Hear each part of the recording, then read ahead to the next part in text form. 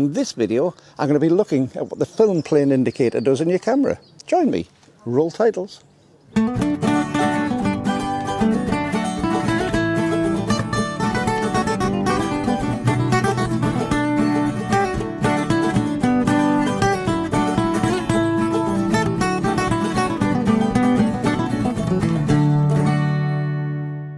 Hi YouTube, Brian James, a Micro Four Thirds guy with you once again. And a couple of days ago, just before I left Cornwall, I bumped into somebody in the street who recognised me from this channel. So if you're there, Doug, good to see you. And I was chatting away and he asked me about cameras and about all sorts of bits and pieces.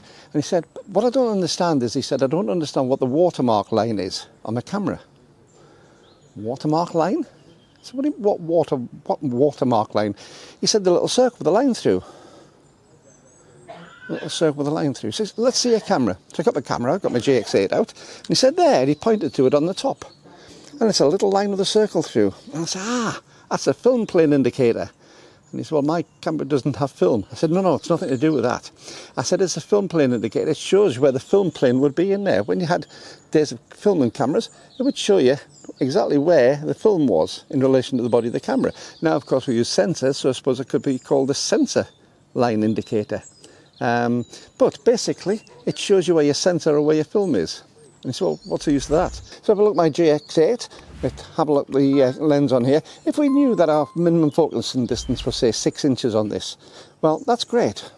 6 inches minimum focusing distance. So if I was to set the camera 6 inches away from the subject, it'll be out of focus.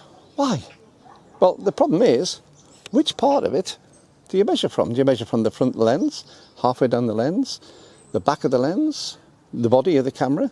And what happens if it, like this one, trombones in and out? Does it change your distance from there? Well, actually, no. Your film plane indicator shows you exactly where the film, or the, in this case, the sensor is, and that is where you measure your distance for your focus from. So if it was 6 inches, it's 6 inches from that mark to in front of the camera. So in actual fact, if it was 6 inches, it would be about 3 inches, 2 or 3 inches in front of the camera itself. So that's where we take it from.